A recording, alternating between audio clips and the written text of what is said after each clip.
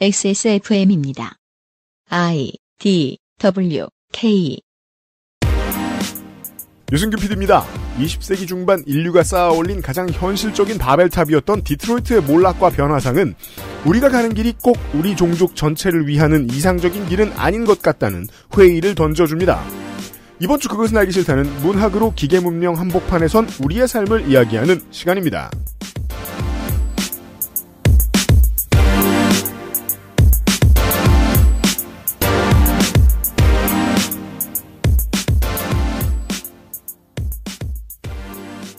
자연이 우리에게 거짓말을 하진 않습니다. 해는 좋습니다. 먼지가 많을 뿐. 한강변은 그러합니다.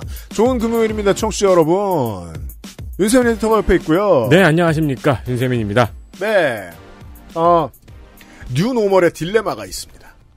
다수의 인프라는 사람들이 복작복작 모여있는 것을 상정하고 만듭니다. 예를 들어 백화점의 통로가 2m에서 3m다 라면 손님이 일렬로 갔을 때 최대 6, 7명이 지나갈 수 있도록 계산을 합니다. 네. 그 사람들이 꽉 차도 받을 수 있다라고 생각하는 거죠. 뭐 서울로 말할 것 같으면 뭐 소공동의 롯데백화점 같은 거예요. 늘 사람이 많잖아요. 거기. 네. 혹은 명동의 거리 같은 거죠. 명동의 거리가 1m, 2m에 한 사람씩 뛰어서 걸을 수 있는 곳으로 설계되었다? 그렇지 않죠. 거기는 사람이 없는 새벽에나도 넓지 평소에는 그 사람 등도 안 보이잖아요. 네. 이제 다시 사람들이 와야 돼요. 시설은 옛날 기준으로 되어 있고 근데 사람들은 무서워서 안 와. 오긴 와야 돼. 많이 모이지 말래. 근데 관광지가 죽도록 두면 안 돼. 이런 문제들. 그래서 아무도 안 갈 것 같은 평일 낮에 처음으로 극장을 가봤습니다. 그런 경험을 처음 해보신 거예요? 아니에요. 원래 또 혼자 가고 그랬으니까. 야, 극장 갈래? 끊고 막. 오빠 나중에 연락하겠습니다.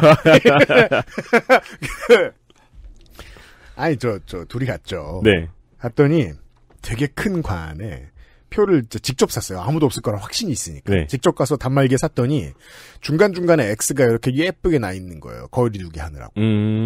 어떤 줄은 아예 못 앉게도 되고. 그 표를 사가지고 갔습니다. 날씨를 과학에 처음 집어넣은 과학자의 얘기를 다룬 영화였습니다. 저희 빼고 2명 와 있더라고요. 네. 4명이에요. 전세를 내고 봤어요. 그렇죠. 느낌이 오더라고요. 되게 다양한 방식으로 변화하겠구나, 이 산업이. 영화가요. 일단 지금 있는 땅 가지고는 지금처럼 장사해가지고는 절대로 흑자를 못 낼 것이고 팝콘 값을 올리거나 영화 보는 관람료를 올리다가 꽤나 망할 것이고 안 그래도 지금 대기업이 다 잡아먹었는데 대기업도 운영 못할 정도 상황이 올 거야. 그럼 사람들이 아예 극장도 못 가는 때가 올 수도 있겠지? 그러면 극장은 변두리로 밀려나겠구나. 변두리에서 다시 소상공인이 극장을 하겠구나. 그냥 이게 사람이 너무 시야에 없으면 생각이 많아지잖아요. 네. 상상의 나래를 펴게 되잖아요. 그런 상상을 하게 되더라고요. 쇼비즈니스는 혹은 사람들이 많이 모이는 곳에서 하는 장사는 변화하겠구나. 모든 면에서. 네. 우리는 미래의 변화를 이야기하고 있는데요. 뭐 로봇 공상과학물의 역사를 아예 꿰고 계신 분들이라면 어제 시간까지 이야기는 새로운 게 아주 없었을 수도 있는 정도의 수준입니다. 네. 오늘부터는 조금 다를 수도 있습니다. 디트로이트 비컴 휴먼의 이야기하고요. 우리는 원고상으로는 엄밀히 따지면 4개의 게임을 다루는데 크게 2개의 게임을 이야기합니다. 그 두 번째 게임에 대한 이야기도 시작할 겁니다. 오늘. 잠시 후에요. 그것은 알기 싫다는 한 번만 써본 사람은 없는 빅그린 프리미엄 헤어케어, 관절 건강에 도움을 줄 수도 있는 무르핀, 경기도 김치의 진수 콕 집어 콕김치, 이탈리아에서 온 케이크 라 파스티체리아에서 도와주고 있습니다. XSFM입니다. 콕 집어 콕. 믿어도 되는 김치를 찾을 땐 콕 집어 콕. 햇서 빙진 김치. 재료부터 공정, 유통까지 안심. 직접 구매한 재료로 만드니까요. 그러니까 김치가 생각날 땐 콕 집어 콕. 회원 여러분, 제 동작을 먼저 보시고 따라하시면 됩니다. 자, 어깨는 곧게 펴고 양손을 허리에 편안하게 가져갑니다. 이때 엉덩이는 너무 뒤로 빠지지 않게 조심하시고요. 양발을 어깨 넓이로 벌리고 호흡을 들이마신 채로 무릎을 안 괜찮으시죠? 관절 건강에 도움을 줄 수도 있는 무르핀이라면 도움을 드릴 수 있어요. 관절 건강엔 무르핀이니까요. 네, 저희 PD님처럼 백날 키보드 마우스를 끼고 사는 분들. 백날만 끼나요? 그렇죠. 제가 버티컬 마우스를 아무리 추천을 드려도 결코 나는 그런 걸 이용할 수 없다. 하늘이 두 쪽 나도. 네. 그렇죠. 죽으면 죽었지. 버티컬은 마우스가 아니다. 그것은 진정한 마우스가 아니다. 쓰다 보면 그걸로 스타도 한다니까요. 저 지난주에 명목상 휴가를 갔다 왔잖아요, 제가. 네. 키보드를 들고 가가지고 편집을 하고 있었죠. 네, 이렇게 본인의 키보드를 들고 가야 편집을 하시는 분들. 그렇습니다. 키보드 무게만 2kg. 늘어가는 아기의 무게에 손목이 살아 없어질 위기에 처한 분. 유면상 PD죠. 계단을 오르내릴 때 관절에 불편함을 느끼시는 분. 왜냐하면 유면상 PD는 그 전까지 이제 둘을 한 팔에 쉽게 앉다가. 네. 이제 둘이 가깝게 점점. 그렇죠. 무거워지는데 이제 그 드는 이제 반복 횟수는 동일하잖아요. 네. 그래가지고 너무 힘들어져. 네. 그 웨이트에 아주 자주 나오는 방식 아니에요? 무게를 점점. 근데 이제 웨이트에서 내가 무게를 늘리는 것보다 얘들은 더 빨리 크니까요. 근데 선수는 근육과 닭가슴살로 움직이는데 부모는 꼭 관절로 하려 그래. 일찍 죽어요. 이런 분들에게 관절에 좋은 친구일 수 있는 무르핀을 소개합니다. 식이 유황, MSM 성분으로 된 관절 건강식품들 참 많습니다만 주 헬릭스미스의 전문가 그룹이 개발한 믿을 수 있는 건강기능식품은 그리 많지 않습니다. 그럼요. 미국의 베르그스톰에서 제조한 99.8 이상의 프리미엄 MSM을 사용하고 청궁, 속단, 우슬 등이 혼합된 추출물을 넣었습니다. 네. 인체 적용 실험을 안 했을 리가 없습니다. 네. 6주 복용 시 뻣뻣함과 운동 기능이 유의미하게 향상되었고 12주간 섭취 시에는 관절 통증, 뻣뻣함, 기능 등이 모두 개선되었습니다. 물론 개인차가 있겠죠? 있습니다. 네, 그래도 여러분은 이 실험군과 비슷할 확률이 높습니다. 문제 안 되게 잘했어요. 네. 예. 뭐 이렇게 그렇게 해서 발표를 하는 거니까 웬만한 인간들은 실험군과 비슷하겠지요? 네. 네. 부모님 선물로 물론 좋습니다만 요즘은 젊다고 다 관절이 팔팔한 것도 아닙니다. 그럼요. 액세스몰의 영원한 스테디 구매하신 분은 계속 복용하는 경우가 그렇지 않은 경우보다 많습니다. 네. 헬릭스미스의 공식 판매처에서는 유일하게 액세스몰만 특가에 판매 중입니다. 만나보십시오. 네. 리뷰 확인하십시오.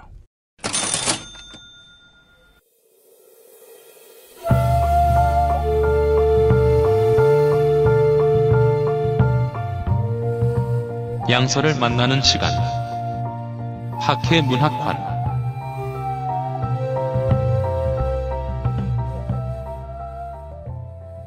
오늘도 이경영 문학인이 옆에 있습니다. 네, 안녕하세요. 이경영입니다. 네, 우리는 산포 가는 길에 대해서 이야기를 했습니다. 이 게임의 제목이 왜 디트로이트인가?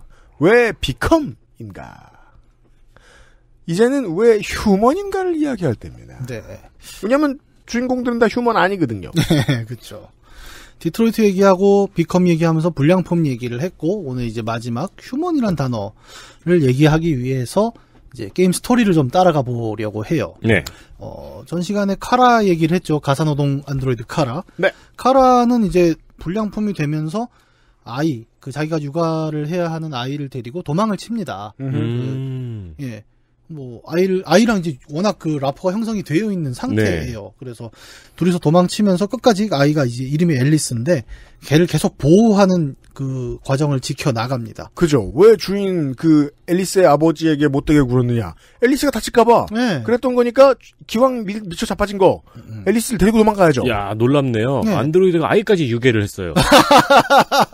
경찰의 입장이죠, 그게. 그렇죠, 네, 그렇죠. 추적을 벗어나야 되니까 아까 얘기했던 그 LED 링 있죠. 그걸 빼버려요. 그렇습니다. 그걸 뺄 수가 있군요. 예, 그 인공 피부로 덮여 있으니까 사실 긁어서 뗄 수가 있거든요. 왜냐면 LED는 LED에 지나지 않거든요. 우리가 데스크탑을 조립할 때 보면 네. 사실 내가 얘가 전원이 들어오는지 아닌지 궁금하지 않다. 그럼 전원 LED 안 끼면 됩니다. 네. 메인보드에 있는 거. 제 컴퓨터 하나도 안 껴놨어요. 네. 왜요? 꽂기가 귀찮아서 선정리하기 얼마나 귀찮은데요. 그게 묘미인데. 그래요? 그래야 내가 PC 좀 만지고 있구나 이런 생각이 들잖아요. 그 단자를 볼 때. 여튼. 나는 그거 너무 싫어. 한 2시간씩 막 하는 거 싫어갖고. 컴스테이션에 문의하세요. 앨리스라는 그 어린이 또한 이제 아빠한테 그렇게 폭력적인 아빠한테 시달림을 받고 아동 학대지 않습니까? 네. 그러니까 자신을 지켜주려는 앨리스와 카라의 유대 관계가 굉장히 두껍게 나타납니다. 네. 그리고 도망을 쳤잖아요. 근데 당연히 이 아버지는 잡으려고 합니다. 자기 딸을도 가져갔고 재산이잖아요. 이 사람 입장에서. 그렇죠. 그래서 이제 경찰에 막 추적을 의뢰를 하고 그래요. 비싼 재산이 딸을 데리고 도망갔어요. 네. 얘는 또 안드로이드는 그게 비싸지도 않아요. 보급형이죠. 예. 네. 가격을 보면 우리 돈 한 70만 원 정도 제가 기억하기로 네. 계산을 슬쩍 해봤었는데 그 되게 오히려 너무 싸네요. 그러니까 말이 안 된다고 그러니까 뭔가 했는데. 미래에 디플레이션이 심하지 않은 이상은 제 생각에는 정부 보조금이 붙었다. 그럴 수 있죠. 네. 약간 그런 문제가 아닌가 싶은데 어쨌든 도망치는 이 두 사람의 여정은 뭐 영원히 도망칠 수는 없잖아요. 계속 쫓아올 텐데 지명수배 아닙니까 어떻게 보면 안드로이드의 희망으로 알려져 있는 캐나다 이야기를 듣게 돼요. 그렇죠. 캐나다는 또 이렇게 쓰입니다. 네. 디트로이트란 도시를 한번 지도에서 찾아보십시오. 오데호 강을 건너면 바로 맞은편에 윈저시티라는 도시가 있습니다. 네. 그리고 지도가 되게 웃긴 게 우리가 보통 캐나다 미국 접경이라면 북쪽이 캐나다, 남쪽이 미국이라고 생각을 하잖아요. 네. 여기 보면 거꾸로 돼 있어요. 네. 그러니까 오데호가 이렇게 꼬여 있어갖고 예, 북쪽, 남쪽이 우리가 알고 있는 캐나다, 미국하고는 좀 방향이 다릅니다. 네. 심지어 디트로이트 건너편에 보여요. 윈저시티는. 네. 그 윈저시티 얘기를 듣게 된 거죠. 캐나다는 이 게임 속에서 안드로이드 청정 국가라고 자임을 하고 있습니다. 아예 여기서는 뭐 불량 안드로이드를 걸러낸다, 뭐 안드로이드 폐기를 한다 이런 정책 자체가 없어요. 근데 그 얘기는 사실 좀 더 생각을 해봐야 되는 게 안드로이드가 없다는 얘기는 아닙니다. 그렇죠. 예. 아주 쉽게 얘기하면 게임상의 정책으로 얘기를 하면 안드로이드의 상징인 LED 링을 달고 있는 안드로이드가 없다라는 얘기가 될 수도 있다는 거예요. 그렇죠. 예.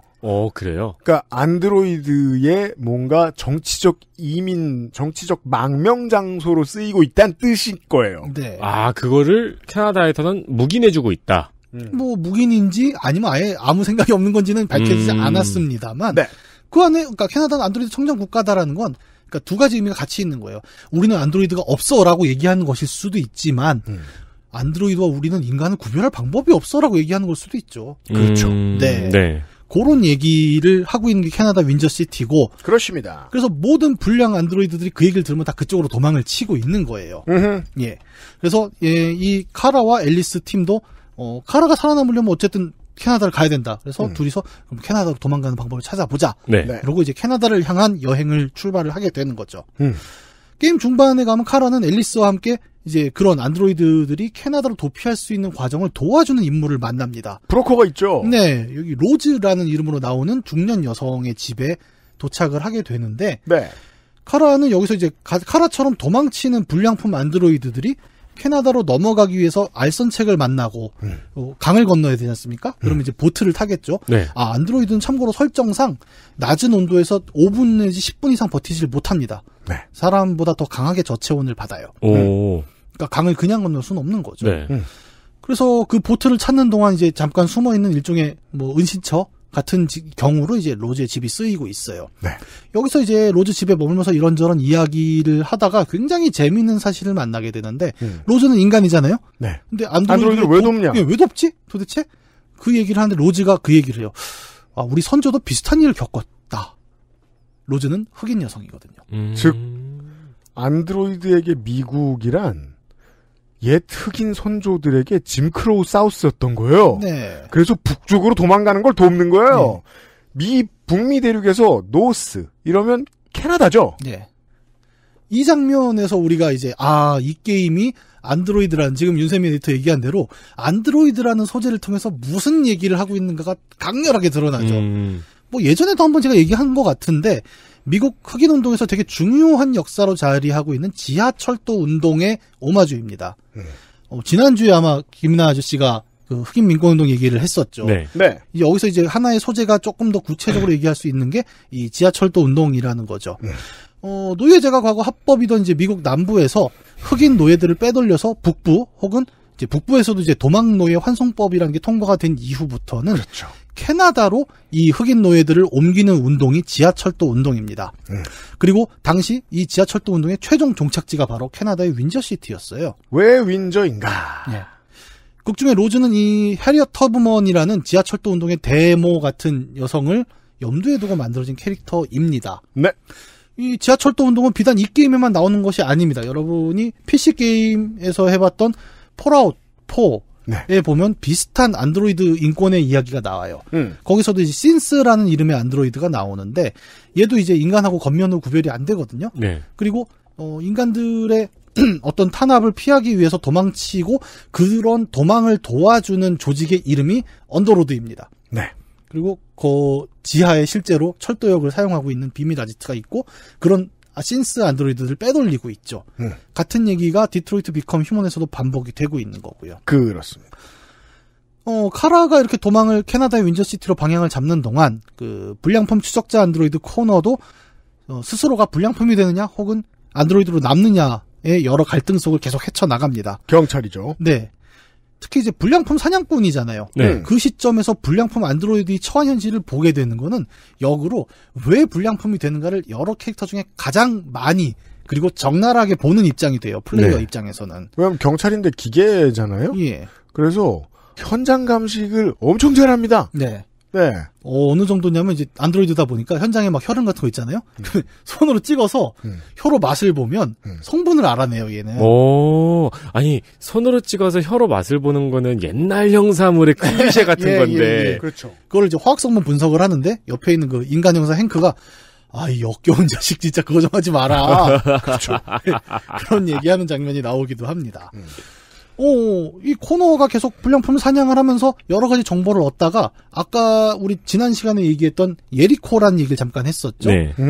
예리코의 존재를 코너도 확인을 하게 돼요. 네. 이 도망친 안드로이드들이 전부 예리코로 향하고 있다라는 사실을 알게 되고 이 예리코라는 이름은 구약에 나오는 그 성경의 예리코입니다. 네. 예.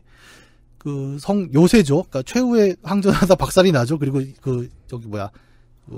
유대인들이 글로 이제 들어가지 않습니까? 네. 어쨌든 그 예리코라는 이름을 거기서 가져온 이 단체는 디트로이트 어딘가에 있는 폐 화물선에다가 아지트를 마련하고 있고 그렇죠. 불량품 안드로이드들이 거기 모여서 살고 있어요. 그리고 코너는 불량품을 잡아가는 애지 않습니까? 그러면 코너의 선택은 이제 그래요. 예리코를 가서 일망타진할 수도 있고 아니면 예리코에 그냥 구경을 갈 수도 있고 뭐 모른 척을 할 수도 있고 여러 가지 선택지가 있겠죠. 네. 맞아요.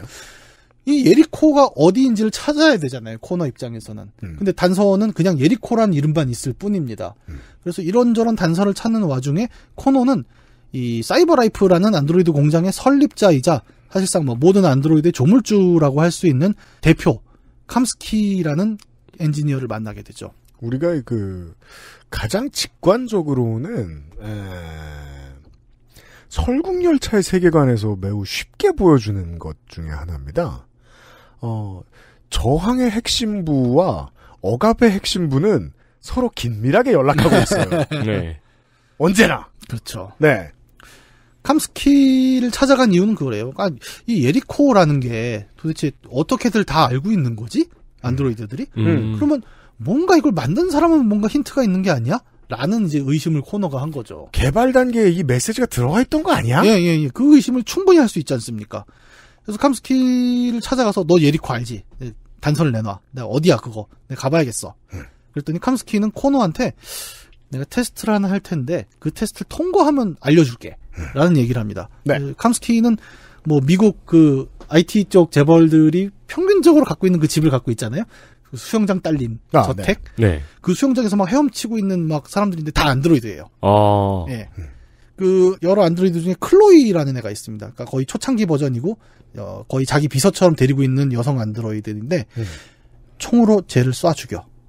그러면 내가 너 알려줄게. 라는 질문을 해요. 그리고 그렇죠. 이것은 이제 튜링 테스트를 넘어서는 또 하나의 인공지능 테스트다. 라고 얘기를 해줍니다. 그러네요. 역으로 인공지능이 제대로 작동하는지를 확인하는 테스트네요. 예, 그렇죠. 재밌죠. 뭐 여기서 이제 플레이어가 여러 가지 선택을 할 수가 있고, 뭐 선택지에 따라서 쏴 죽이고 이야기를 들을 수도 있고, 뭐 안 죽일 수도 있습니다. 네. 근데 이제 보통은 쏴 죽이죠. 그렇죠. 쏴 죽이는 경우도 있고, 아니 뭐 안 죽이는 경우도 많고. 이거 뭐 플레이 해보신 분들이 있었을 텐데, 네. 본인이 어떻게 했는지 기억하실 거예요. 예. 진행에 따라서 이제 코너는 불량품 본거지 예리코를 찾아내서 털어버립니다. 어떤 경우엔. 이렇게 되면은 모든 불량품 사태는 여기서 끝나요. 네. 그리고 더 코너 이야기는 진행이 안 돼요. 왜냐면 코너는 그대로 기계로 남으니까. 그렇죠. 예. 근데 그 결로만 있는 게 아니죠. 스스로가 불량품이 돼서 예리코의 지도자가 되기도 합니다. 아예. 그 다음은 예리코의 지도자가 되네요, 아예. 예, 그럴 수도 있죠. 들어가서. 왜냐면은 예. 코드가 해제되어 있는 게 많으니까 할 수 있는 게 훨씬 많으니까요. 그럼요. 네. 또 그 두 결론 사이에 존재하는 또 여러 가지 또 분기가 많은데 이걸 일일이 설명드리긴 좀 어렵고 이런 예리코를 찾아나가는 과정의 코너에서 발견하는 굉장히 흥미로운 단서가 하나 나와요. 불량품들이 되뇌이는 단어가 하나 있습니다. RA9. 서로 다른 사정으로 불량품이 됐을 텐데 이 단어를 말합니다. 예. 이 단어를 불량품 안드로이드들이 어떻게 말하냐를 보면 섬뜩할 정도인데 그 불량품이라고 하고 이상행동이라고 하잖아요. 벽에다가 끊임없이 RA9, RA9, RA9 이런 걸 새기는 애가 있어요. 네. 그리고 어떤 애는 RA9의 조각상을 새깁니다. 근데 이제 문제는 이 친구들은 이제 오래 한다고 지치지도 않고 예. 50견도 안 와요. 예. 많이 해놓습니다. 그러니까 섬뜩할 정도죠. 네. 벽에 그런 게 막 써있는 그 인간으로 치면 약간 막 사이코패스 같다 이런 그렇죠. 느낌이잖아요. 그리고 심지어 이런 얘기도 해요. RA9께서 우리를 보호해 주실 거야. 사이코패스 같다고도 볼 수 있지만 초기의 인류의 신앙 같기도 합니다. 동굴 예, 속에서 그려진. 예, 카타콤에 새기는 벽화 같은 거죠. 종교가 생겨버리네요. 핍박받았고 그 핍박을 구원해줄 누군가를 기다리고 있는 겁니다. 네. 예. 그 RA9이라는 마치 인류의 신앙과 같은 뭔가를 갖고 있다는 사실이 발견이 되죠. 그리고 예리코는 그 RA9과 뭔가 연관이 있어 보입니다. 코너 입장에선. 여기까지가 이제 코너의 이야기죠. 네. 그 다음 이제 마지막 마커스의 이야기를 해보죠. 화가 로봇. 네. 지난 시간에 그 쇼생쿠 탈출처럼 살아나온 그 안드로이드예요. 이 부품 저 부품 껴가지고 네. 예리코로 갑니다. 네. 여러 고생 끝에 마커스는 예리코에 도착을 해요. 그리고 거기서 지도자의 역할을 맡게 됩니다. 네. 아닐 수도 있습니다. 아닐 수도 있습니다. 네.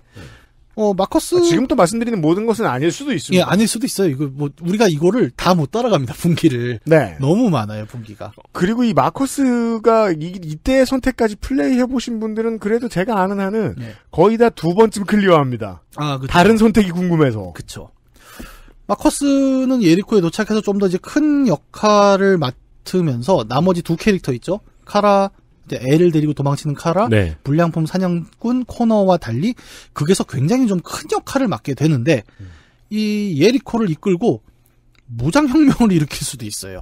안드로이드들을 이끌고. 예. 그래서 아니면 아까 제가 지난 시간에 말씀드렸죠. 안드로이드는 총을 엄청 잘 쏩니다. 네. 예, 뭐 원샷 원킬이에요.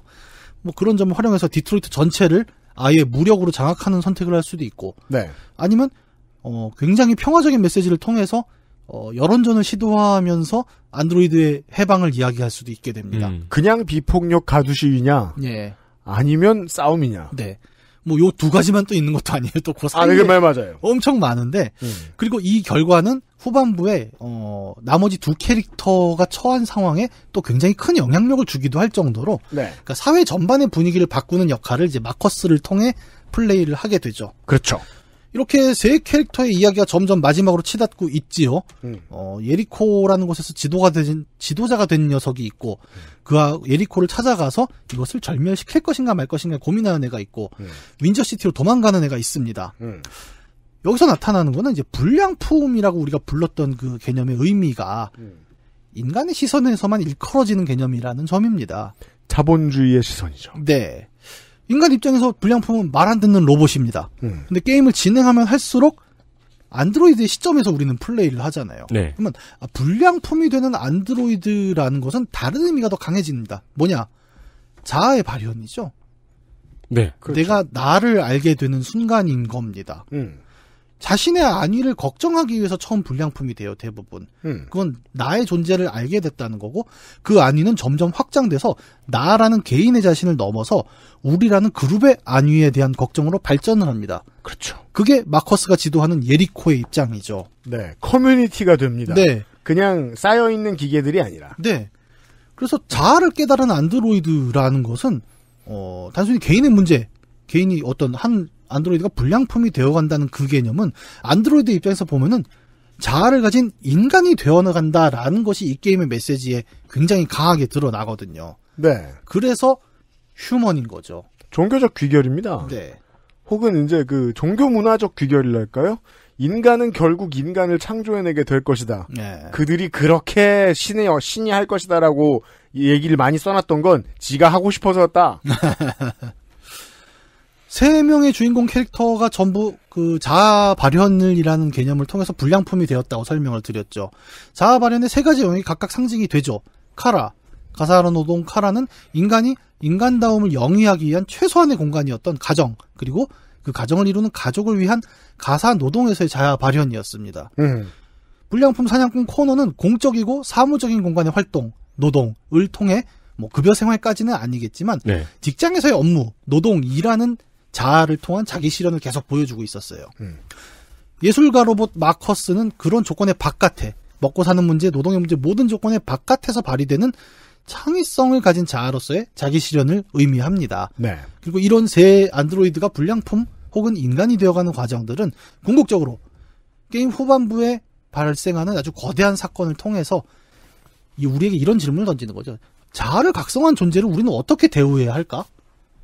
라는 질문이 떨어지는 겁니다. 이 질문에 되게 인간사의 어려운 질문들이 다 그렇습니다만 어떤 질문들은 사람들이 개인차에 따라서 꾸준히 회피하죠. 인류가 되게 많은 사람들이 회피하는 질문 중에 하나예요. 네. 자아를 발견한 존재를 어떻게 대화할 것인가. 이 문제는 참 어렵죠. 네. 그래서 너무 미래적인 생각만 하지 말고 조금 과거로 돌아갈 필요가 있는데 왜냐하면 이 이야기는 근미래를 다루고 있고 미래적인 이야기지만 한편으로는 굉장히 역사적이거든요. 마커스를 플레이하다 보면 중간에 이제 화가잖아요. 칼이 심부름을 보냅니다. 도심에. 가서 물감 좀 사와라. 물감이 다 떨어졌네. 뭐뭐뭐 사와. 그러면 또 잘 사오잖아요. 그렇죠. 시내에 나가는데 여기서 마커스는 길가에서 그 시위대를 하나 마주쳐요. 안드로이드 혐오 시위. 네, 안드로이드 혐오 시위를 합니다. 아까도 얘기했지만 실업이 너무 심한 거예요, 안드로이드 네. 때문에. 그러니까 실업들을 다 낳고, 야, 안드로이드 때문에 지금 우리 인간의 삶이 다 박살이 났는데, 막 시위를 하는데, 휴먼 파워! 네. 그 앞을 지나가면 위험하잖아요. 딱 그 앞을 지나가는 순간 클리셰가 나오죠. 이 안드로이드 새끼가 이게 내 앞을 지나간다. 그렇죠. 시비를 걸고, 네. 싸우고 때립니다, 막. 두드려 맞고 이걸 견디고, 어쨌든 이제 심부름을 나왔으니까 피해서 버스를 탑니다. 이 버스 타는 장면이 충격적이죠. 버스가 와요.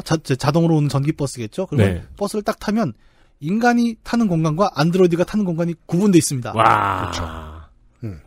정확히 1955년 그 흑인 민권운동의 시작점이었던 로자 파크스의 몽고메리 버스 보이콧이 그대로 나오는 거죠. 네. 예.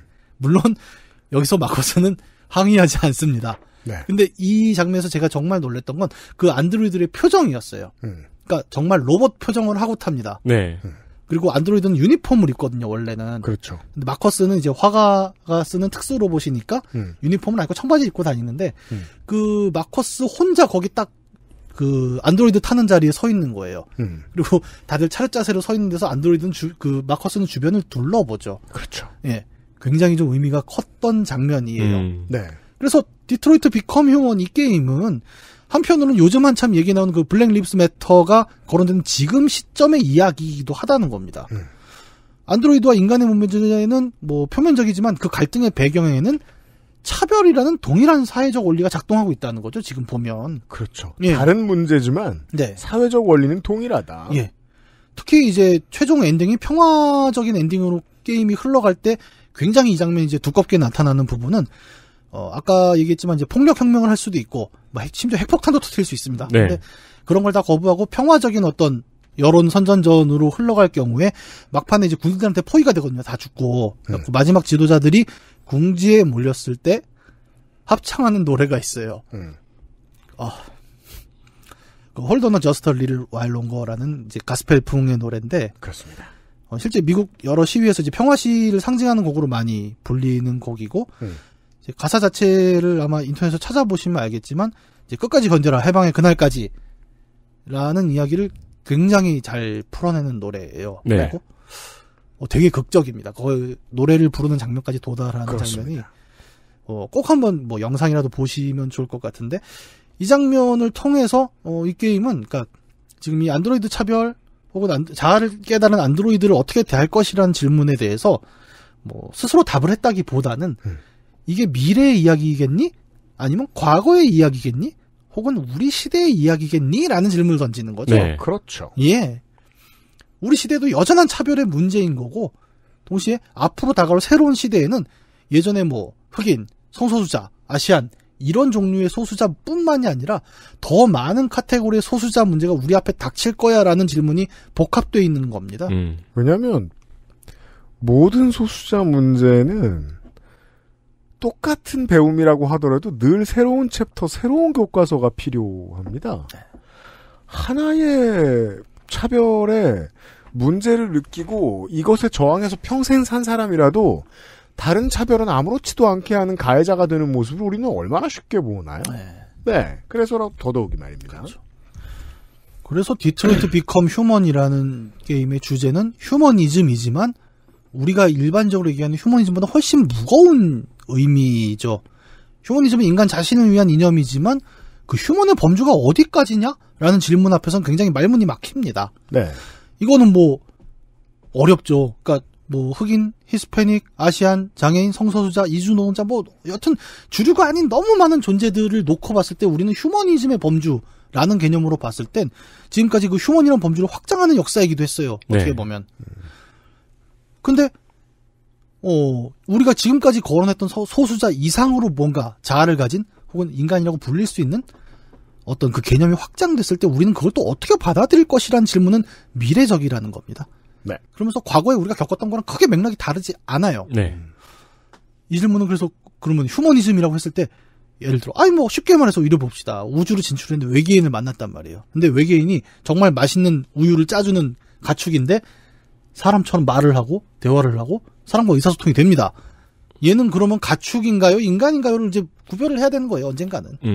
이제까지 보았던 인간의 본성으로는 한 300~400년 노예로 쓰다가 나중에 각성하겠죠. 이게 인간의 시각입니다. 왜냐하면 그쪽 외계인 중에서는 야 인간 이 자식들 한 500년 노예로 부려먹어야지 그렇게 볼 수도 있겠죠. 그렇죠. 예. 뭐 외계인을 예로 들었지만 이건 완전 딴 예고 사실 그 질문에 대한 어떤 사리에는 인공지능 그렇죠. 혹은 애완동물이 될 수도 있어요. 네. 그러니까 포스트 휴머니즘의 개념에 대한 이제 최종적인 설명이라는 겁니다. 이게 그 인류는 그동안 꾸준히 그 휴머니즘이 적용되는 우리의 범위를 꾸준히 확장시켰단 말이에요. 그게 가족일 수도 있고 씨족일 수도 있고 종족일 수도 있고 국가일 수도 있는데 그걸 인종을 뛰어넘고 뭘 뛰어넘고 막 뛰어넘다가 이제는 사람의 몸 안에 있는 어떤 것 그 바깥에서 찾기 시작할 때가 곧 도래한다. 그리고 그 원리는 별로 안 다르다. 이런 질문은 뭐 이 게임만 던진 건 아니에요. 아까 우리 지난 시간에 로보캅 얘기도 했지 않습니까? 로보캅은 인간인가라는 질문도 그 영화에 되게 중요한 포스터에 주제죠. 딱 그 뜨거운 피가 흐른다. 뜨거운 피가 안 흐르면 어쩔 건데. 그러니까 그 질문은 어떻게 대답할 거냐는 거예요. 휴머니즘은 한때 되게 인류 보편의 가치라고 우리가 얘기를 했지만 시대가 많이 변했죠. 환경도 많이 변했고. 그러니까 휴머니즘은 점차 확장되어야 인류의 삶을 보장했다는 건 분명한 것 같아요. 지금은 이제 당연하게 생각하는 사람들도 많잖아요. 예전에는 뭐 다 표어에서 막 누군가의 어머니입니다 이렇게 썼으면은 어머니 아니면 어쩔 건데 이젠 그러잖아요.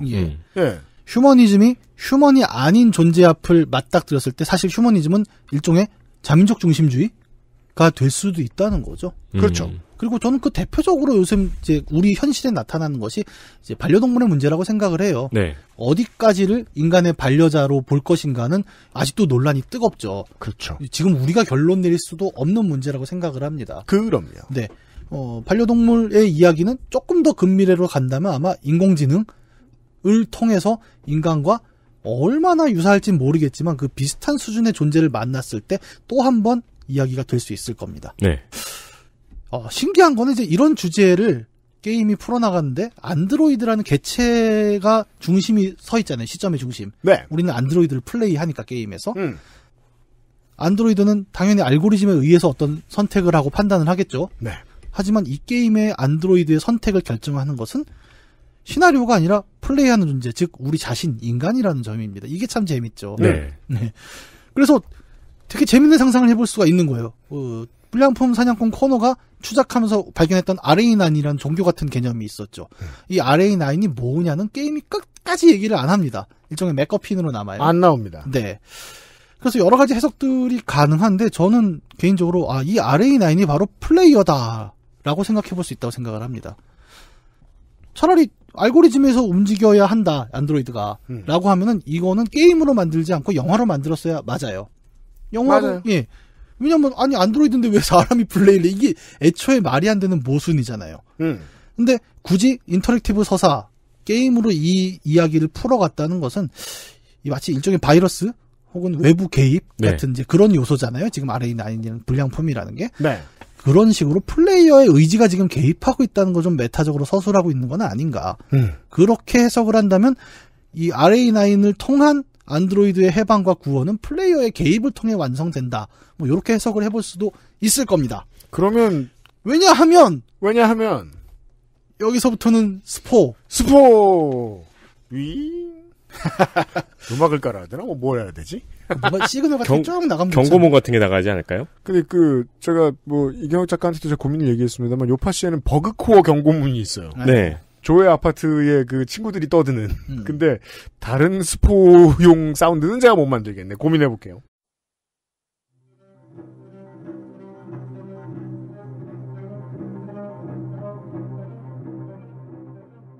왜 RA9을 플레이어로 생각할 수 있냐면 안드로이드의 창시자로 극중에 등장하는 그 사이버라이프사의 창업자 캄스키가 코너랑 대화하는 과정이 있었다 그랬죠? 그렇죠. 거기서 나온 일련의 백도어 이야기가 있습니다. 네. 디트로이트 비컴 휴머는 기본적으로 일종의 극중극이에요. 처음에 게임을 시작하면은 안드로이드 한 대가 나와서 자, 지금부터 이야기를 시작할게요. 라고 해서 이제 안에 들어가는 액자형 구성입니다. 이 안에서 캄스키 아까 그 대화에 보면 이런 얘기를 해요. 나는 모든 경우에 백도어를 만들어둔다. 그렇죠. 라는 얘기를 합니다. 이 실제 백도어는 불량품 사냥꾼 코너가 사이버 라이프사의 음모의 중간에 휘말리거든요. 다시 이제 기계로 돌아가야 되는 상황에 마주하는데 불량품 지수가 확 올랐다가 거기서 그 힌트를 떠올려요. 나는 모든 경우에 백도어를 만들어둔다. 그래서 자기가 둘러싸여 있는 가상형 환경에서 백도어를 찾아서 탈출하는 장면이 나옵니다. 모든 경우에 백도어가 있다라는 사실은 애초에 이 모든 불량품이 나온 사태가 사이버라이프의 의도였다라는 생각을 만들어줍니다. 네. 게임에 숨겨진 엔딩이 하나 있거든요. 이건 뭐냐면 이제 불량품의 봉기가 모두 실패할 경우가 있습니다. 여러 가지죠. 그러니까 코너가 예리코를 가서 털어버린다거나 아니면은 뭐 무장 봉기를 했는데 다 죽거나 여러 가지 경우로 실패할 수가 있습니다. 네. 그 경우에 캄스키가 다시 나와요. 그래서 실험은 끝났다. 라는 표현을 하면서 다시 은퇴했던 사이버라이프사의 CEO로 복귀를 하는 이야기가 나옵니다. 네. 이게 뭐냐? 주식은 많이 갖고 있었나 봐요. 네. 캄스키는 그 실험을 했던 거죠. 자아를 깨달은 안드로이드가 휴머니즘의 범주 안에 들어올 수 있을까라는 실험을 해본 겁니다. 네. 허황되지만은 않은 게 안드로이드가 상용화된다면 이 안드로이드들이 제품들이 어떻게 적응하는지는 시장에 풀어봐야 알거든요. 예. 사람 사는 세상에 같이 살게 해서 사람들이 반응하게 한 다음에 그 반응을 가지고 이 안드로이드들이 어떻게 변하는지를 봐야 알아요. 예. 그렇게, 그러니까 일종의 테스트였던 거죠. 그러니까 뭐 튜링 테스트 같은 문제가 아니라 아예 자기가 생각하는 되게 고차원적인 질문이죠. 새로운 인간을 만들 수 있는가? 마치 성경에 나오는 얘기 같지 않습니까? 인간을 한번 실험을 해봤는데 예를 들어 게임 오버 이러면은 노아의 홍수 한번 뿌려갖고 다시 시작한다. 네. 라는 이야기. 그리고 참고로 지금 제가 언급한 이 모티브는 좀 이따가 우리가 이야기할 두 번째 게임에서도 이어지는 얘기가 되기도 하는데 그렇습니다. 어쨌든 이 RA9은 그래서 캄스키가 만들어 놓은 백도어, 플레이어의 개입이 가능한 백도어로서의 게임을 의미한 것은 아닌가. 이런 해석과 함께 스포일러 구간을 마칩니다. 백도어를 통해서 만약에 안드로이드의 봉기를 선동할 수도 있다고 치면은 이런 백도어는 캄스키가 기업을 자식한테 물려줄 때도 활용할 수 있겠네요. 주가를 떨어뜨릴 수 있잖아요.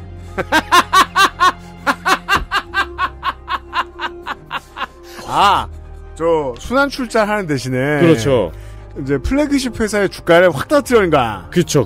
예. 그렇게 한 다음에 물려주고 다시 이제 봉기를 진압하는 거죠. 네. 모든 잘 만든 게임들이 그렇듯이 자본주의는 머리 떨어지지 않습니다. 네. 이런 디트로이트 비컴 휴먼에 대한 얘기를 했어요. 네. 이 게임은 들어보시면 아시겠지만 너무 많은 얘기를 담고 있습니다. 그렇습니다. 이 안에는 미국의 중흥과 몰락, 흑백 갈등, 안드로이드와 인공지능, 휴머니즘, 계급 격차, 굉장히 논쟁적일 수 있는 주제들이 엄청 들어있고 마치 플레이어의 선택에 의해서 모든 것이 좌지우지된다처럼 이야기가 되고 있지만 오늘 얘기를 들어보셔도 아실 거고 게임을 해보셔도 아실 겁니다. 어느 정도의 방향성은 갖고 있어요. 네. 그럼요. 게임의 메시지는 꽤나 명확합니다.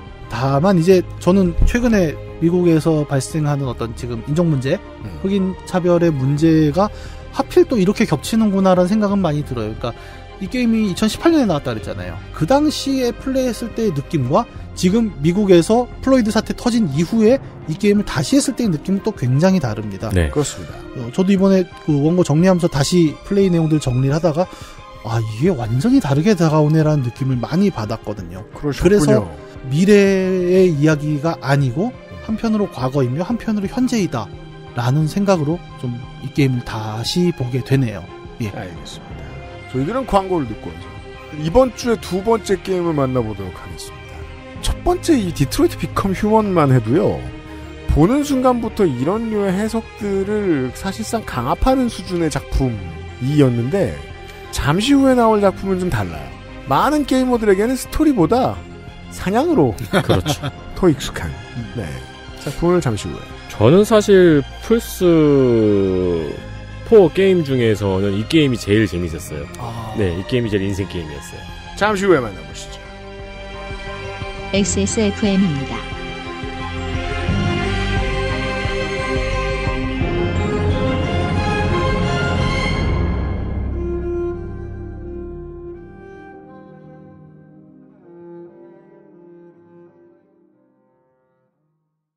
지루성 두피염이라 가렵고요. 머릿결은 푸석푸석하니 엉겨붙어요. 게다가 이젠 머리카락까지 많이 빠지니까 너무 불안한 거 있죠? 샴푸 아무거나 쓸 때는 이미 지난 것 같고 좋다는 거 많이 써봤는데 글쎄요. 뭐 없을까요? 빅그린 헤어로스 샴푸요. 구스베리 추출물로 모근을 더 건강하게, 자연 유래 성분으로 자극 없는 세정력, 뛰어난 보습 효과와 영양 공급까지. 빅 그린. 이젠 탈모 샴푸도 빅그린 헤어로스 샴푸. 낯설은 만큼의 기대감. 이탈리아에서 온 케이크 라 파스티체리아. Maestro pasticcere, la pasticceria. 콕 집어 콕. 좋은 원료를 쓴 김치를 만들 시간이 없을 땐 콕 집어 콕. 배추, 무, 고춧가루, 생강, 전부 국산. 다시마, 홍합, 표고버섯도 아낌없이 쓰죠. 그러니까 김치가 생각날 땐 콕 집어 콕. 올 초여름의 팟캐 문학관이 다루는 두 번째 게임입니다. 사실 저는 이런 뭔가 고대 북유럽 느낌 나는 배경 그래픽 그런 느낌의 게임들을 안 좋아. 네. 예를 들면 갓 오브 워. 완전 난 좋아하는데? 저는 왜 그런지 잘 친해지질 않아요. 디트로이트 비컴 휴먼 같은 거는 바로 익숙해졌는데 근데 이 게임은 좀 달랐죠. 내가 갓 오브 워에서 상상했던 그게 아니었어. 그러니까 이 주인공이 자꾸 커지고 막 자꾸 잔인해지고 막 한 손으로 들었다 놨다 그러지 않더라. 사실 갓 오브 워도 되게 할 얘기가 많은 게임이거든요. 그건 그래요. 네. 이 게임 같은 경우는 저는 이제 특히 취저였던 게 저는 이제 두 분과는 다르게 게임 경험이 아케이드에 많이 집중이 되어 있잖아요. 그 아케이드성이 너무 훌륭한 게임이에요. 네. 한번 잡아놓고 이 방법으로 잡아놓고 다른 방법으로도 한번 잡아볼까 이래가지고 다시 한번 잡아보고 막 횡스크롤 아케이드만 내가 평생 하던 사람이야. 액션 게임만. 그런 사람들한테도 익숙한 RPG는 잘 만든 거죠. 그럼요. 네. 약간 몬스터 헌터? 그렇죠. 또 비슷한 부분이 있죠. 근데 이 게임을 하고 제가 너무 재밌게 해가지고 몬스터 헌터를 사가지고 플레이를 해봤는데 어려워요. 그리고 그 일본 느낌이 너무 거부감이 심하더라고요. 보면 이제 게임 좋아하시는 분들 보면 이제 일본계와 미국계, 그러니까 친일파와 친미파가 있는 것 같습니다. 러시아 게임 없나? 중국 게임, 청나라 게임이나? 제가 요새 청나라 게임을 좀 하는데 왕이 되는 자, 땡이 되는 자, 줄여서 왕자. 땡자. 왕이 되게 무슨 똥이 되는 것 같아요. 헬마우스가 땡이 되는 자는 리뷰 안 하나? 아무튼 지금 우리가 떠든 게임의 제목은 2017년 GOTY를 휩쓸었던 액션 어드벤처 게임 호라이즌 제로 던입니다. 네.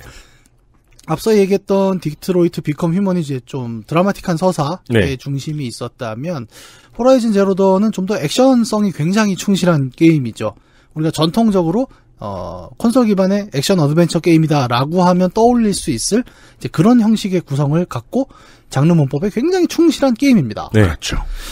게임 내내 이제 산과 숲, 강과 들판이라는 펼쳐지는 자연환경도 굉장히 훌륭하고 거기에 어우러지는 어떤 생물들과 기계들 그리고 사람들이 펼쳐내는 풍광 자체만으로도 되게 완성된 세계로서 되게 볼만한 장면들을 그렇죠. 많이 보여주거든요. 그 자연에 이제 햇빛이 비치는 풍경 같은 게 예술이잖아요. 예. 풀에 비치는 햇빛 같은 게. 네네. 그런 것만 보다가 도시로 처음 들어갈 땐 또 그 위용에 감탄을 해가지고 예. 한참을 구경하게 되죠. 그냥 그 볼거리만으로도 꽉 차죠. 네. 평생 콘솔 게임 해본 사람 입장에서는 이 자연 환경에 대낮에 햇빛 잘 다루는 게 참 기술이에요. 그렇죠. 의외로 그 게임에서 저는 그 비주얼을 한 70%는 라이팅이 다 만든다고 생각을 하고. 광원이 다 만들어요. 네. 그러니까 이게 안 되는 게 일본 게임들이 좀 안 되는 게 있는데 일본 약간 내수용 게임들 보면 약간 페르소나가 대표적인데 제가 페르소나를 폄하하는 건 아닌데 우중충합니다. 뭔가. 페르소나는 뭔가 모든 게 철학이죠. 예.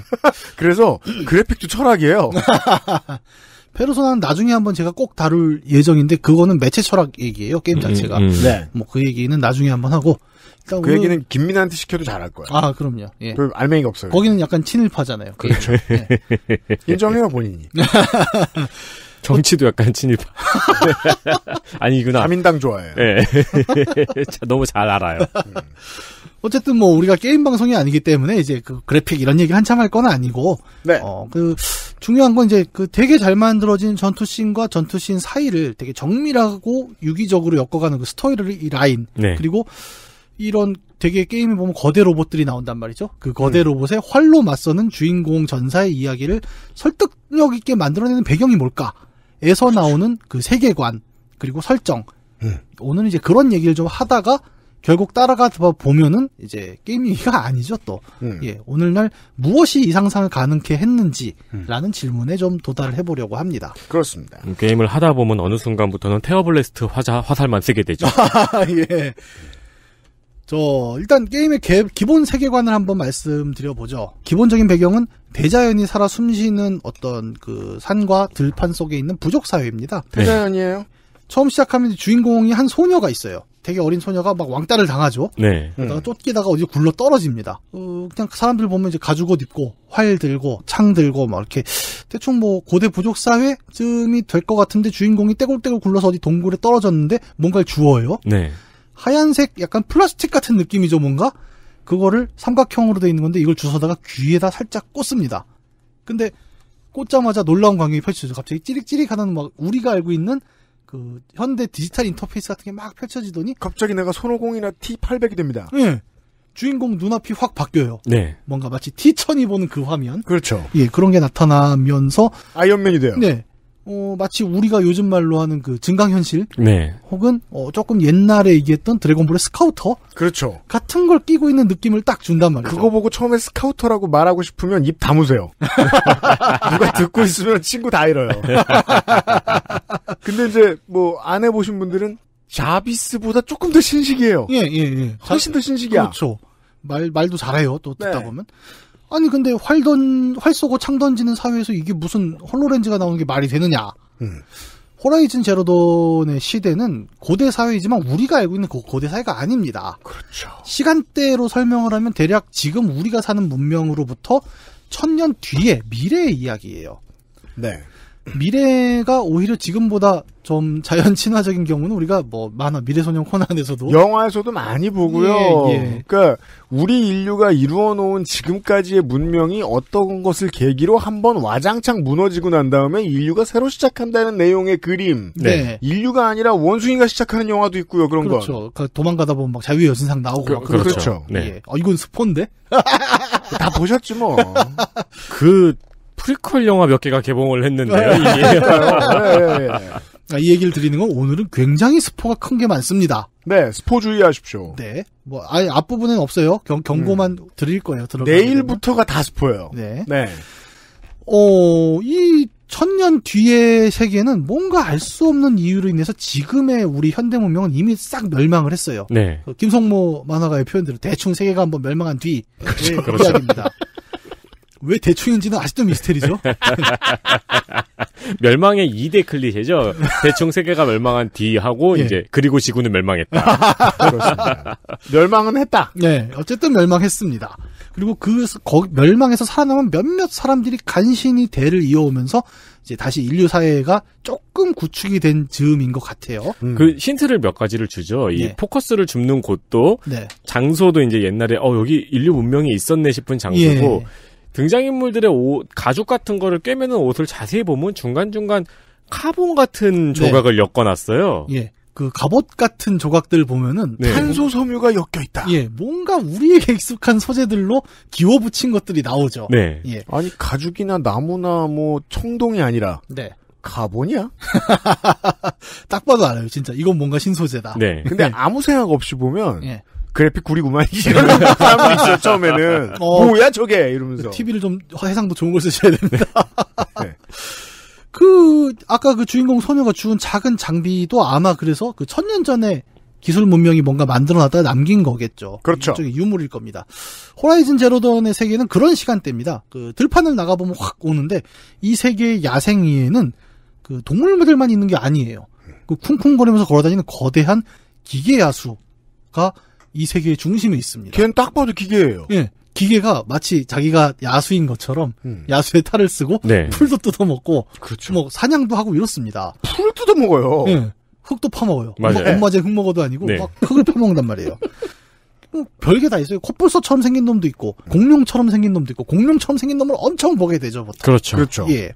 그리고 사슴처럼 생긴 놈도 있고 막 심지어는 하늘에 새처럼 생긴 기계가 날아다닙니다. 온갖 기계들이 마치 나는 야수야인 것처럼 왔다 갔다 하니까 되게 이상해요. 어떻게 보면. 그 기계들이 이제 동물의 모션을 재현하는 게 굉장히 인상적이죠. 예, 정말 닮았죠. 네. 뭔가 그 다리로 걷는 장면부터 시작해서 그 동물마다 왜 사족보행 동물은 또 그 발걸음이 조금씩 틀리잖아요. 그렇죠. 그것도 맞춰져 있단 네. 말이에요. 그 사족보행 기계의 미래예요. 네. 그 보스턴 다이나믹스? 그렇죠. 네, 그게 그렇게 되는 것 같죠. 가장 앞권인 건 이제 톨렉이라고 불리는 거대한 기린 같은 놈이 있죠. 말이 기린이지 생긴 것만 기린이지 사이즈는 한 5배 더 크죠. 그렇죠. 네. 네. 근데 이 기계의 머리는 거의 그 스타트랙 나오는 엔터프라이즈호처럼 동글넓적한 게 큰 게 달려있기도 하고 막 네. 이런 자연 환경이에요. 그래서 평화로운 대자연인데 기계가 막 야수인 척 왔다 갔다 하는 굉장히 독특한 장면입니다. 그 툴렉에 처음 창을 꽂았을 때 처음으로 이제 감탄사를 내뱉게 되죠. 그쵸. 아, 이 세계가 이렇게 된 거구나라는 감이 딱 옵니다. 네. 그때. 이 자연과 기계가 교묘하게 공존하는 세계에서 주인공이 사는 부족은 그 아메리카 원주민을 굉장히 떠올리게 하는 모습을 좀 보여줘요. 인류 문명의 초기 단계. 네. 부족의 이름이 노라 부족인데 주 수입원은 수렵입니다. 사냥을 통해서 이런저런 뭐 식량을 조달을 하는데 단순히 동물만 사냥을 하지 않고 이 세계에서는 기계를 또 사냥을 해요. 왜냐하면 기계를 사냥하면 기계 부품이 나오거든요. 예. 아까 얘기했던 탄소섬유 갑옷을 어디서 주웠겠습니까? 지금의 요라 부족 같은 인류는 옛날의 인류의 지식이 없어요. 예. 대신에 옛날의 인류가 어떻게 남겨놨는지 기계들이 왔다 갔다 해요. 네. 그럼 그걸 가지고 뭔가 쓸모있는 물건들을 만들 수 있어요. 그렇죠. 되게 렌즈 같은 것도 막 줍고 그래요. 왜냐하면 고대 기술로는 도대체 그런 렌즈 같은 곡면 가공을 못 하지 않습니까? 네. 그리고 뭐 금속을 야금하는 기술도 없고. 그렇죠. 그러니까 주워다 막 쓰는 거예요. 그리고 이제 놀라운 게 이제 냉각수를 주워다가 예. 그거를 무슨 무기로 쓰고. 예. 네. 연료통 떼다가 그걸로 불 지르고. 네. 만들 줄은 모르지만 어쨌든 사냥은 할 수 있다. 이 부족의 선조 몇 명이 이거 먹어봤다 골로 갔겠죠. 그렇겠죠. 네. 네. 그렇죠. 아, 이 먹는 게 아니구나를 또 누군가의 희생으로 아는 그런 이제 동일한 어떤 문명 발전의 과정을 기계를 학습하는 방식으로 또 배우기도 합니다. 이 게임에서는. 이 사람들의 그 노라 부족이라는 곳은 이제 수렵을 통해서 그걸 먹고 살고 종교도 있어요. 만물의 어머니라는 존재를 이제 숭앙하고 있는 종교가 있어요. 예. 그리고 그 종교는 재정일치로 운영되는 부족의 사제단에 의해 운영이 되죠. 이 부족이 또 신화가 있습니다. 그래서 거기서 이제 과거 문명의 약간 얼핏 그림자를 좀 볼 수가 있는데 고대에 뭔가를 만들었다는 사실을 알고 있죠. 그리고 그 문명을 철의 문명이라고 불러요. 예, 이 신화에 따르면 기계가 주는 편안함에 물들어서 이 사람들이 아주 기계 악마에게 그냥 다 정신이 나가서 멸망을 당했고 그 와중에 위대한 만물의 어머니로 불리는 한 뭐 신인지 인간인지 모르겠는 사람이 기계 악마를 물리쳐서 우리가 살아남았다라는 신화를 갖고 있습니다. 그걸 잘 기억하고 플레이하면 됩니다. 네. 네. 뭐 스포가 안 되는 선에서 이 설화를 좀 얘기를 하면 이제 현대 문명의 몰락 그리고 그 뒤를 이어주는 이야기가 담겨 있죠. 이 노라 부족의 지하에는 성소가 있거든요. 그 땅 지하에 가보면 거대한 철문이 하나 있습니다. 이게 아마 뭐 우리 시대 연구소 철문 같은 거겠죠. 네. 이 철문은 이 종족의 탄생지로 좀 신성시가 되는데 노라 부족은 여성 중심의 사회 구조예요. 제사장도 다 여성이고 장로도 다 여성입니다. 왜냐? 중반부에 주인공이 철문 앞에 간단 말이에요. 네. 그러면 여성의 목소리로 뭐라고 얘기하냐면 유전자 체크 중, 레지스트리 검사 중 이런 소리가 나옵니다. 신의 목소리죠. 예. 사람들 뭐 레지스트리가 뭔지 어떻게 알아? 근데 그 플레이하는 우리만 아는 거예요. 네. 이 사람들은 모른단 말이에요. 그러면 어떻게 받으느냐? 신탁이 내렸다. 그렇죠. 예. 그렇죠. 만약에 지금의 인류도 그래서 기계 문명만 남겨놓고 사람들이 갑자기 사라진다. 네. 그러면 이럴 가능성이 높아요. 아, 그럼요. 그러면 왜냐하면 말하는 기계는 다 여성이거든. 네. 신의 이름은 높은 확률로 시리가 되겠죠. 아, 그렇죠. 그래서 말하면 안 되죠, 이름을. 함부로 아무나 부를 수 없죠. 네. 제사장만 불러야죠. 네. 그래서 이 서울 촌놈들이 부산 지하철 타고 깜짝 놀라는 거예요. 가끔 남자가 말하거든요. 감사합니다. 여긴 서울도 가끔 다른 종교인가봐. 고장나면 그거 하잖아요. 뭐요? 그 전액의 승객 여러분, 이 열차는 그건 이제 저기서 사람이 얘기하는구나 하고 알잖아요. 목소리 비컴 휴먼이죠. 네. 앞 열차로 잠시 정체하고 있습니다. 그 성우 덕후 분들 있잖아요. 네. 예, 그 저기 서브컬처 덕후에서 이제 성우 덕후로 나가신 분들은 이 열차 성우도 다 알고 계시잖아요. 아 그래요? 네, 열차 성우도 다 알고 계시고 그 성우가 했던 작품도 다 알고 있고. 멋있다. 네, 그게 이제 기계화되면서 어느 부분이 변화가 되는지도 다 알고 있어요. 하여튼 지금 저 유피디님 지적한 대로 되게 그런 부분이 있죠. 우리가 되게 일상적으로 접하는 대부분의 안내 방송이 여성 목소리다라는 점이 이 게임에 되게 재밌게 걸쳐 있죠. 네. 그래서 이제 여신을 숭배하는 사회가 돼버린 거죠. 어떻게 보면. 어쨌든 요런 장치들을 보면 이제 인류가 남긴 어떤 자동화의 흔적 같은데 노라 부족은 이걸 신탁으로 받아들이면서 자신들의 사회를 구축하게 된 겁니다. 네. 요런 사회에서 살아가고 있는 우리 주인공의 이름은 에일로이입니다. 인트로에서 어린이로 나오다가 이제 게임 중반부터는 본격적으로 이제 성인에 가까운 모습이 돼서 모험을 수행을 하죠. 꼬마 에일로이가 어른이 되는 장면이 아주 기가 막힙니다. 네, 그거 한번 보세요. 멋있는 장면. 연출이 멋있죠. 네. 네. 여성이 중심이 되는 사회에서 이제 저는 에일로이... 그 장면을 미러세이지에서 따왔다고 생각해요. 아, 그럴 수도 있겠네. 한번 팡 뛰었더니 아이고 말하면 안 돼. 아, 예. 멋있는 장면이에요. 아, 멋있어요. 네. 여성 중심 사회에서 이제 에일로이는 전사의 역할을 수행을 해요. 여자니까요? 예, 되게 재밌어요. 그래서 그 기계들이 막 마을로 쳐들어온 순간이 있는데 기계가 폭주를 해서 그러면 그 친구 중에 남자애가 있습니다. 재봉사예요. 근데 남자애한테 가서 그래요. 야, 여긴 재봉사가 있을 곳이 아니야. 빨리 도망쳐. 막 이러고. 그죠. 예. 옛날 인류라서 네. 우리의 범위가 좁아요. 네. 네. 걔 막 도망갑니다. 우리가 알고 있는 그 남녀의 클리셰가 완전히 뒤집혀 있죠. 그렇죠. 재밌어요, 되게. 슬프게도 그 재봉사 친구가 만들어준 옷은 넘나 구리죠. 예. 역시 가까운 사람이 만들어주는 건 이제 아이템은 돈 주고 사야 된다. 맞아요. 그렇죠. 네. 땡밥이에요, 실력. 에일로이 자체도 이미 이제 주인공으로서 굉장히 강한 능력을 갖고 있지만 사실 이제 세계관의 최강자로서 에일로이가 자리하는 중요한 도구는 앞서 잠깐 설명드린 그 귀에 꽂는 장치입니다. 그 삼각형. 예. 이 장치의 이름은 이제 포커스라고 불려요. 노라 부족이 철의 문명이라고 부르는 그 천년 전 고대 세계가 만들어낸 장치인데 제일 놀라운 건 일단 천년 뒤에도 작동한다. 네. 따라서 이것은 이제 파는 물건이 아니라 네. 뭔가 프로토타입일 가능성이 있다. 혹은 회장님 보여드리려고 만든 탱크주의 예. 가전제품이었을 것이다. 당장 전원 문제만 해도 우리가 생각하기는 어렵잖아요. 그죠. 천년 뒤에도 전원이 이제 돌아가고 있고 이건 좀 유추가 됩니다. 게임을 하다 보면 네. 네트워크가 살아있을 수도 있다는 그런 부분이 있고 그리고 기능은 뭐 말도 못해요. 예를 들어 지나가는 동물들이나 인간들을 포커스가 쫙 짚어주잖아요. 그러면 얘가 다음에 어디로 갈지도 예상을 해주고, 그렇죠. 그리고 기계야수나 이런 동물들을 봤을 땐 어디가 약점인지를 눈에 딱 보여줍니다. 네. 그래서 여기를 맞추면 자비스보다 좋다니까요. 예, 정말 이 세계를 다 이해하고 있는 기계인 거예요. 따라서 전투력이 올라갈 수밖에 없어요. 최강자죠, 최강자. 그 모든 남을 예상을 할 수 있잖아요. 이게 앞부분에 보면 막 떨어지는 친구를 살려주고 이럴 때도 되게 활용이 되지 않습니까? 네. 그래서 거의 세계관의 최강 아티팩트를 들고 있는 게 이제 에일로이다라는 점으로 이제 주인공 보정이 좀 됩니다. 또 하나의 기능으로는 일반적인 육안으로는 발견이 안 되는 여러 단서나 증거들이 체크가 되면서 미스테리에 빠진 사건들을 재구성할 수 있는 힘이 돼요. 다른 게임에서도 많이 나와요. 예를 들어 배트맨 시리즈 같은 경우에도 이제 배트맨의 캐릭터가 그런 게 있죠. 세계 최고의 명탐정이다.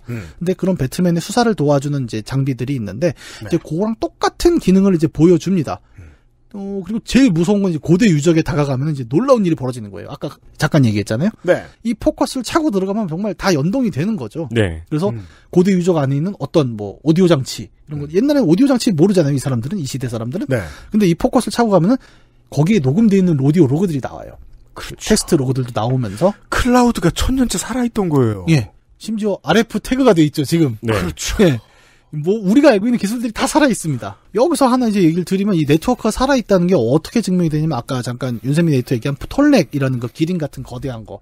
그거를 딱 올라가서 해킹용 창이 있는데 네. 꽂아 보면 이 톨렉이 돌아다니는 이유가 나오는 거예요. 그죠. 그 기린 놈이 하는 일이 있어요. 예. 동네 주변 데이터를 다 얘가 빨아들여서 데이터화하고 있는 거죠. 네. 그리고 포커스는 걔랑 연동이 되니까 이 세계를 읽어낼 수 있는 거고. 그러니까 시티폰 중계기인 거예요. 그렇죠. 굳이 말하면 이동형 중계기가 네. 몇 그러니까 대가 걔 근처에서 전화를 받으면 되는 거예요. 네. 네. 안 터지는데 막 때리고 막. 아 이게 들어보고. 네. 안테나가 안 떠요. 그 실제 이 포커스가 게임 내 에피소드에서 활용되는 장면을 보면 참 재미있는 게 이제 요런 에피소드가 있어요. 어떤 부족 국가 중에 하나의 장군의 누나가 알 수 없는 세력에 의해서 기습당해서 사망합니다.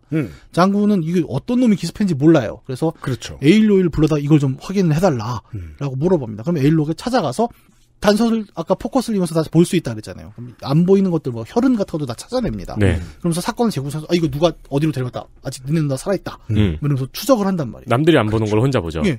옆에서 보는 장군은 이걸 뭐라고 생각을 하겠습니까? 무당입니다. 그렇죠. 그러니까 홀리 땡. 예. 홀리 땡. 주술사죠. 자기가 네. 보기에. 네. 사람의 눈에 보이지 않는 걸 얘가 막 본단 말이에요. 그렇습니다. 예. 우리가 보기에는 증거를 수집하는 되게 근대 이후의 어떤 경험적인 추리 방법이지만 그 맥락을 모르는 사람에게 이것은 주술, 마술, 마법으로밖에 보이지 않습니다. 모르면 주술. 이 장군의 종교관에서는 썬 땡이었겠죠. 네. 그렇죠. 네. 네.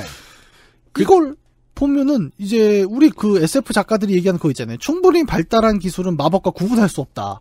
이게 전형적으로 드러나는 장면이거든요. 네. 그리하여 여러분은 게임을 플레이하면서 막힐 때면 무조건 포커스부터 열어보고 여기저기 비벼보죠. 습관적으로 3초에 한 번씩 눌러보게 됩니다. 네. 와, 우리가 또 플레이 가이드를 다 해주네요. 네. 포커스를 만지면 됩니다. 예. 네. 막힌 일 있으면 포커스를 누르세요. 네. 네. 호라이즌 제로던은 이렇게 뒤집힌 시간대의 이야기잖아요. 어떻게 보면. 그렇죠. 그러니까 미래이지만 과거 같은 이 배경을 통해서 그 아서 클라크가 얘기하는 기술과 마법의 구분이 불가능하다는 이야기를 굉장히 재밌게 풀어내거든요. 우리는 우리는 이게 기술의 흔적이란 걸 알아요.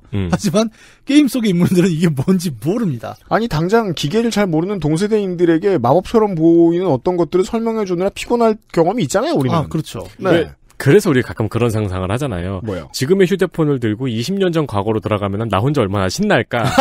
물론 네트워크망은 죽어 있겠지만 그러니까 네. 뭔가 지금의 발달한 기술을 들고 과거로 돌아가면 뭔가 혼자 되게 먼치킨 같은 신남이 있을 거다라는 상상을 하잖아요. 네. 그걸 어느 정도 충족시켜줘요. 맞아요. 아, 그건 그래요. 네. 그러니까 그 케이블을 많이 들고 가야 돼요. 아이폰에서. 그렇죠. 발크등. 그 휘발유도 갖고 와야 될 걸 아마? 그 발전기는 돌려야 될 거예요. 20년 전이니까 전기는 있어. 와이파이가 없어 그러지. 난 또 1000년 전 생각했네. 그래서 요 사람들은 에일로이를 가리켜서 주술사다.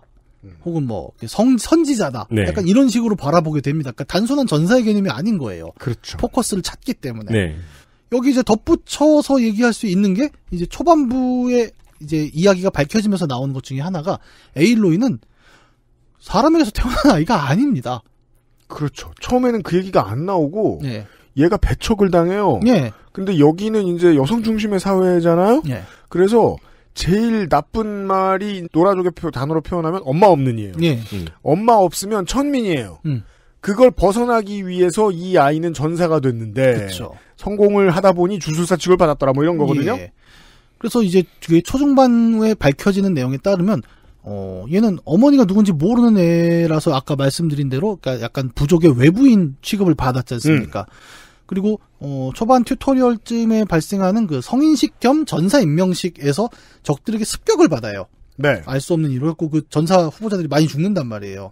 근데 여기서 되게 놀라운 사실이 밝혀지는데 에일로이는 그때 그 쳐들어온 전사들을 보면서 자기랑 똑같은 포커스를 차고 있다는 사실을 발견을 합니다. 네. 그렇습니다. 예. 거기가 약간 플레이하는 사람이 소름 돋는 장면이죠. 네. 이게 유니크 아이템이 아니었어? 그렇죠. 왜냐면 걔들이 세지도 않거든. 네. 그러니까 잡몹이 차고 있는 아이템인 거예요, 어떻게 보면. 네. 그리고 그 네트워크가 연결이 되잖아요. 또 같은 장비니까. 거기가 또 이제 소름이 돋는, 이것도 스폰인데, 그건 플레이하면서 느껴보는 소름이어야 되는데, 무전이 오잖아요. 예. 그렇죠. 그러니까 서로 같은 모델인 거예요. 주파수도 똑같이 쓰고. 그렇죠. 모델 번호 다르면 또 내가 호환이 안 돼. 소니 제품이면 절대 안 될 거야. 그래서 이제 미래에서 온 내가 혼자 막 플스4를 가지고 있었어. 네. 그 계속 싱글 미션만 했어. 네. 근데 어느 날 챌린저가 들어온 거야. 들어가니까 사람이 있는 거예요. 데스 스트랜딩을 혼자 하는데 I'm Sam 했더니 Me too. 그리고 막 내가 안 세워놓은데 막 줄 타는 거 있고. 막 줄 타는 거 있고 막. 그런 느낌이죠 지금. 버그인가? 윌슨 하면서 부르짖는데 저쪽 뗏목에서 누가 왜? 윌슨 씨가? 네. 윌슨 스미스 씨가 나 이러면서 나 불렸냐? 그 사람 아파트에 있고. 알았어요. 그런 거야. 네. 이 두 개의 포커스가 연동이 되면서 이제 자기를 쳐들어온 이 사람들의 목적이 밝혀지는데 정확히는 아니지만 걔들끼리 무슨 얘기를 하고 있냐면 엘자베트 소백이라는 여자를 찾고 있다. 엘자베트 소백이라는 이름이 나옵니다. 예. 근데 이 여자의 이미지가 같이 나와요. 홀로그램으로. 근데 에일로이랑 똑같이 생긴 거예요. 생긴 게 닮았어요. 머리 스타일만 다르고. 네. 저는 참고로 그 외국인 얼굴을 잘 구별을 못해서 처음에 동일 인물인 줄 몰랐습니다. 이게 보통 그 철문 앞에서 눈치채지 않나요? 제가 의외로 좀 그런 눈썰미가 없어요. 그래갖고 저는 영화 보면은 그 외국인 여성들이 머리를 바꾸고 나오면 내용을 모릅니다.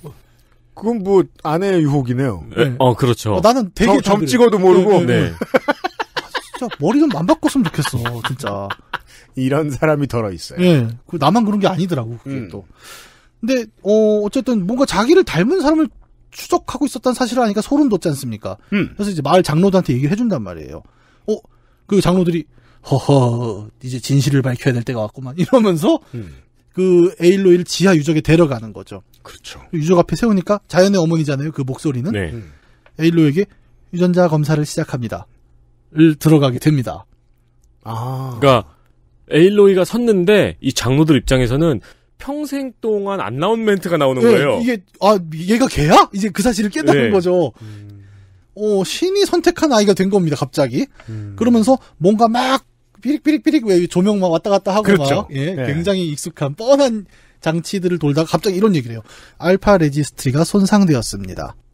이게 뭔 말인지 어떻게 합니까 이 사람들이. 그죠. 그 제사장들이 갑자기 왓슨을 실행해 뭐 이거 아니에요. 아니면 이렇게 있다가 야, 내 키보드 좀 가져와봐.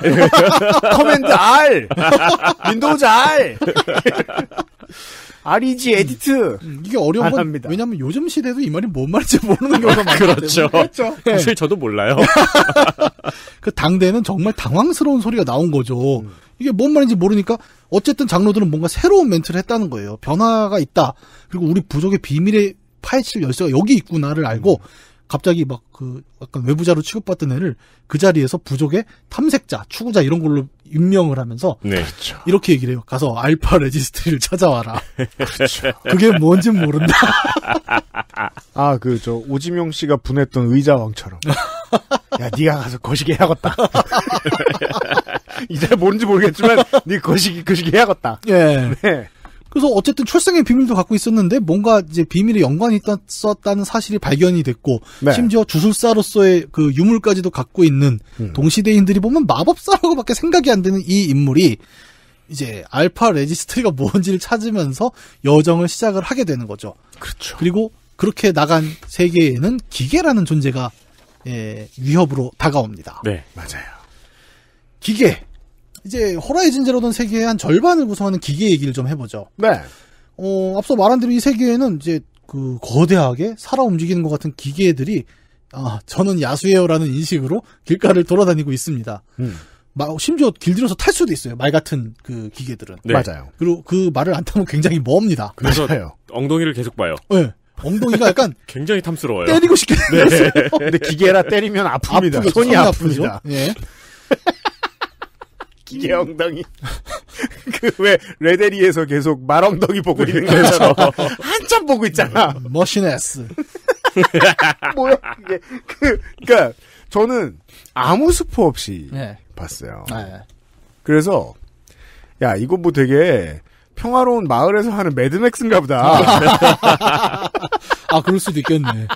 근데 매드맥스 치곤 기계 디자인이 되게 이게 저기게 타나보네 이렇게 생각했거든요. 유려하죠. 네. 네. 그러니까 매드맥스 특유의 그 뿔난 왜 뿔을 붙이는지 모르겠는데 그런 게 없잖아요. 잘 보면. 매드맥스랑 훅 리메이크작이랑 비교해봐도 좀 이게 생각할 수밖에 없는 게 우리 프로를 통해서 이런 블록버스터급 작품들을 처음 접하시는 분들이라면 이제 아실 거예요. 그 21세기 들어와서 완연히 세계관의 스케일로는 이제 영화는 게임을 따라가기가 좀 어려워졌습니다. 네. 네.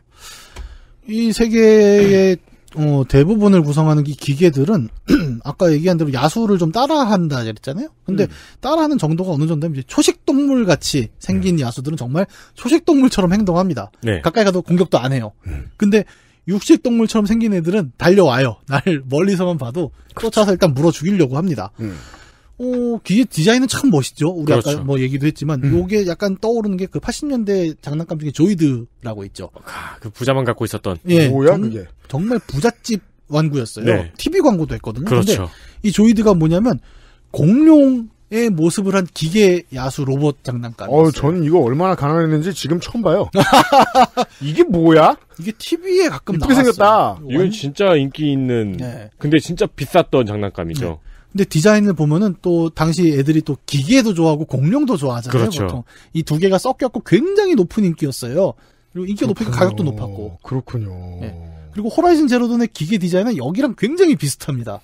갑자기 되게 우울해진 게 네. 제가 지금 보기에 이뻐 보이거든요. 네. 지금 나이 먹고 이거 사면은 샀을 때 슬퍼. 왜요? 받았을 때 10분 즐겁다가 이게 지금 즐겁냐 이러면 슬퍼. 그렇죠. 네. 좋은 건 그때 소비해야 돼요. 그런 게 좀 있죠. 저는 영플레이 모빌이 정말 갖고 싶었는데 네. 이제 와서 아니, 지금도 비싸더만 보니까. 딴 얘기를 잠깐 했습니다. 뭐, 이런 기계 야술이 왔다 갔다 하는 거는 이제 대충 우리가 짐작은 할 수 있겠죠? 철의 문명이라고 불렸던 시대에 만들었을 겁니다. 당연히. 아마도요. 영플레이 모빌이 이거군요. 아, 지금 보신 거예요? 네, 이거는 지금도 인기가 많죠. 예. 그래요. 근데 되게 비쌌어요. 저 어렸을 때도. 이거는 지금도 수집품으로 아주 각광을 받고 있죠. 지금도 못 삽니다. 이 1000년 전에 멸망한 우리라고 표현을 할게요. 지금 우리 세대가 만들어 놓은 기계들이 뭔가 이렇게 왔다 갔다 야수 흉내를 내면서 다니고 있는데 질문이 있죠. 아니 기계가 1000년이 지났는데 이렇게 살아 움직인다고? 아니 블루블러드도 없는데. 예. 뭐 디트로이트 비컴 휴먼은 그런 설정은 있지 않습니까? 기계가 스스로 뭘 마셔서 채운다. 네. 근데 얘는 그런 얘기도 아직 없어요. 네. 관리자도 없습니다. 네. 기계라는 거는 유지보수라는 그 배경이 없으면 작동을 못해요, 사실. 그게 굉장히 크거든요. 그러니까, 예를 들어, 총 같은 것도 그렇지 않습니까? 소총이라는 무기를 쓸 수 있는 거는 총이 좋아서가 아니라 부품과 탄약을 지속전으로 만들 수 있는 조병창이 있기 때문에 의미가 있거든요. 그렇죠. 예. 그게 없으면 총 한 자루 갖고는 아무것도 못 합니다. 네. 특히. 그냥 무거운 것일 뿐이에요. 예. 그러니까 기술이 고도화될수록 더 그래요. 예를 들어, 미국 개척시대를 다룬 소설 중에 초원의 집이라는 소설이 있어요. 네. 거기 보면 이제 아버지가 사냥을 나가기 위해서 총을 쓰는데, 그 납을 녹여서 총알을 만드는 얘기가 나옵니다. 맞아요. 예. 근데 그 총알을 만들기 쉬워요. 왜? 간단한 라이플이거든. 근데 만약에 5.56 나토탄을 쓰는 총알을 그렇게 납을 녹여서 만든다. 총구가 단번에 막힙니다. 그렇죠. 5.56mm를 만들 수가 없어요. 그래서 아버지는 머리를 잃게 돼요. 예. 그래서 소리를 못 내지. 모든 기계는 고도화될수록 그 유지보수의 배경이 없이는 작동을 못 한단 말입니다. 네. 주인공은 아머리예요. 네. 네. 근데 여기서는 그 수많은 거의 막 야수들을 능가하는 개체수를 가진 기계들이 막 활보를 하고 있단 말이에요. 어떻게 된 거냐? 네. 그리고 무엇보다 궁금한 풀을 왜 먹어? 흙을 왜 먹어? 그 기계 풀 뜯어먹는 소리 하고 있는 거죠. 그러니까요. 진짜. 소리도 나요? 네. 도대체 이게 뭐지? 어떻게 저 많은 기계들이 이 세계를 활보하는 거지라는 궁금증이 게임 안에서 2단계에 걸쳐 풀려요. 첫 번째 단계는 게임 안에서 이제 던전 퀘스트처럼 구현된 가마솥이라는 공간이 있습니다. 네. 이게 저 게임을 하면서 다니다 보면 주민들이 야 저기 가마솥이라는 게 있는데 그 근처에 가지 마 되게 위험해. 거기 야수들이 엄청 많아 막 이래요. 왜 그런지 모르겠는데 가마솥, 콜드론이라는 이름을 가지고 있는 어떤 지명이나 기계나 뭐 이런 게 나오죠? 예. 그럼 제일 중요한 겁니다. 예. 거의 모든 게임에서. 이 콜드론이라고 표현되는 건 이제 한글로는 가마솥이라고 번역을 하는데, 네. 요거는 약간 번역을 하면 헷갈리는 게, 우리가 가마솥이라 그러면은 그 약간 온두유에서 왜 두유 삶는 그 그렇죠. 한국식 가마솥 뚜껑. 제가 그거 보고 왔잖아요. 네. 네. 뭐 삼겹살 구워 먹는 그런 가마솥인데. 근데 온두유 가마솥은 삼겹살 하면은 수백 명까지는 거짓말이고. 예. 그 가마솥이 아니라. 그게 아니다. 예. 어디서 좀 쉽게 설명이 되냐면, 개구쟁이 스머프 만화 있죠. 네. 거기 보면 가가멜이 맨날 뭐 이렇게 약 실험하는 가마솥이 있어요. 약간 동그랗게 생겨갖고 무쇠로 돼서. 그 요즘 마녀 냄비요? 예, 마녀 냄비. 네. 스마트들을 뭐든 잡아먹게 그거 할 때, 이렇게 막 섞고 있는. 네. 그 가마솥을 얘기합니다. 콜드론이란 건 그런 거예요.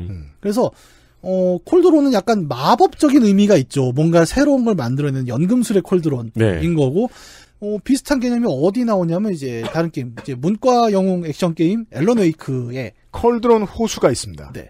그 주인공이 처음 그 이사 가는 집이죠. 그렇죠. 그 여행 가는 집이죠. 여행 가는 집이죠. 네.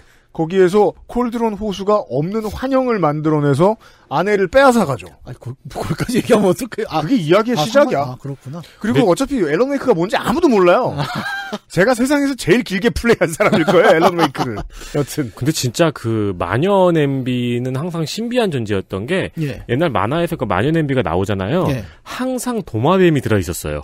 그렇구나. 네. 도장이에요, 도마뱀. 개구리, 눈알 이런 게 항상 떠 있었어요. 뭔가 이렇게 사람들이 싫어하는 것들을 잔뜩 그렇죠. 모아서 비듬도 넣고 막 악마의 비듬 막 이런 거. 근데 어쨌든 이 콜드론이라는 건 그래서 뭔가를 자꾸 마법적으로 만들어내는 공간이라는 의미인 거죠. 네. 그게 호라이즌 제로 던에서 그 미래이지만 과거인 사람들이 저기 가마솥이 있어라는 말의 의미입니다. 뭔진 모르지만 뭔가 계속 만들어지고 있다는 거예요. 그렇죠. 예. 그리고 보통 이런 게임들을 하다 보면 이런 주인공들은 야 거긴 위험해 가지마라는 메시지는 거길 가야 뭔가 나온다는 얘기입니다. 네. 그렇죠. 그리고 당연히 주인공과 플레이어는 함께 찾아가지요. 안 가면 계속 기계들이 풀 뜯어먹어요. 영원히 그럴 수도 있을지 모릅니다. 예. 장비를 잘 챙겨서 가마솥을 들어가 보면 이제 우리 그 노라부족 마을 지하에 있는 것처럼 거대한 철문도 있고, 뭔가 이제 과거의 유적 같죠.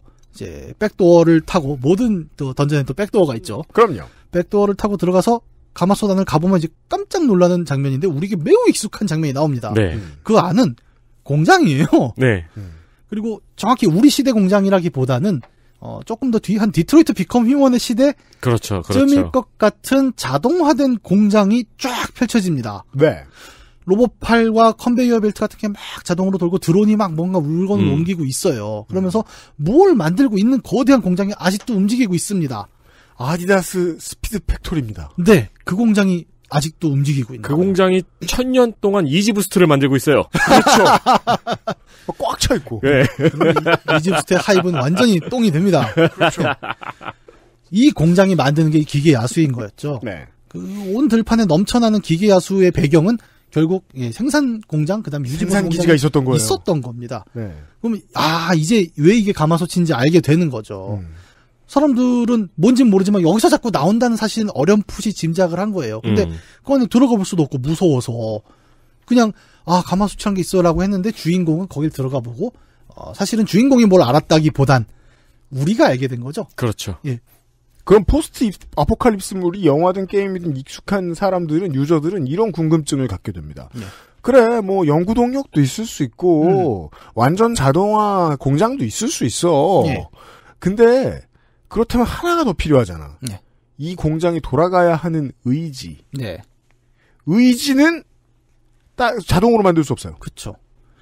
이게 참 섬뜩해요. 그러니까 우리가 목요일 날 얘기했잖아요. 4차 산업혁명과 포스트 휴먼이라는 주제를 얘기하면서 4차 산업혁명이 꿈꿨던 어떤 미래라고 해야 될까? 그렇죠. 거기에 대한 약간 섬뜩한 상상의 결과인 겁니다. 인류가 다 망해도 돌아가는 공장. 예. 신을 사람이 없어도 이지부스트는 1000만 켤레가 나올 수 있는 거예요. 그래서 그런 궁금증이 생기는 거예요. 이 게임 내에서 보면은 기계가 인간보다 월등히 강하잖아요. 네. 그래서 기계는 점령을 하고 있고 인간은 근근히 살아가고 있는데 도대체 어떤 의지가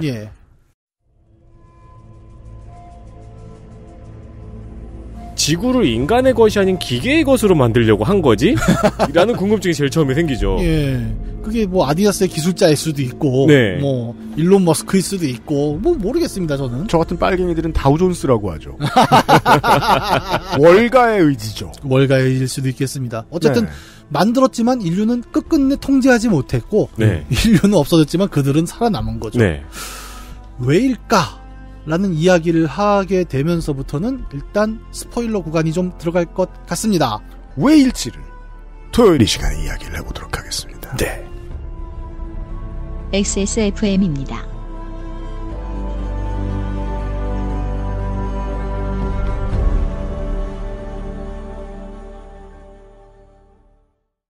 안 괜찮으시죠?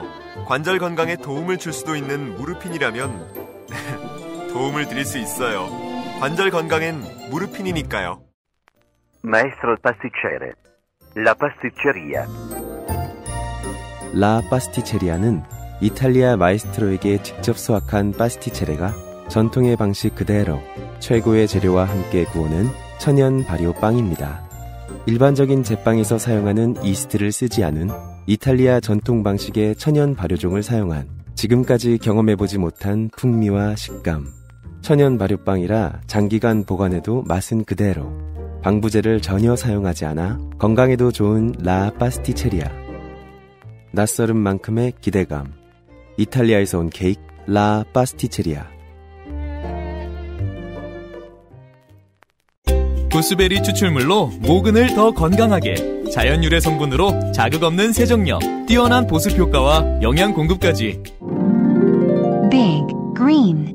이젠 탈모 샴푸도 빅그린 헤어로스 샴푸.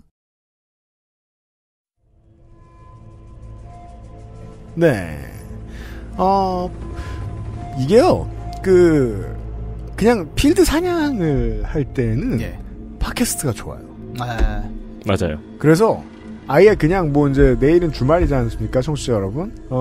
그냥 뭐 집에 플스가 있다, 포가 있다, 그러신 분들은 초반에 사냥을 해야 돼요, 한참. 사냥을 하시면서 이걸 들으셔도 좋겠습니다. 제가 이렇게 믿는 건 좀 주제넘을 수 있는데요. 아무리 생각해도 내일 방송 다 들어도 다 플레이해도 괜찮아요. 아, 그럼요. 전 장담합니다. 네. 다 플레이해도 돼요.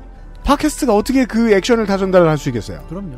그리고 스토리도 물론 매우 흥미롭지만 플레이 자체의 의미도 깊은 게임이라서 네. 디트로이트 비컴 휴먼보다는 훨씬 더 초심자 이상 레벨을 요구합니다. 네. 내일 이 시간에 다시 뵙죠. 유승규 PD하고 윤세민 에디터하고 이경영 문학인도 있었습니다. 이대로 내일 인사드리죠. 네. 내일 봬요. 가격이 많이 떨어져요. 지금은 22,800원에 살 수 있네요. 싸다! 오. XSFM입니다. I, D, W, K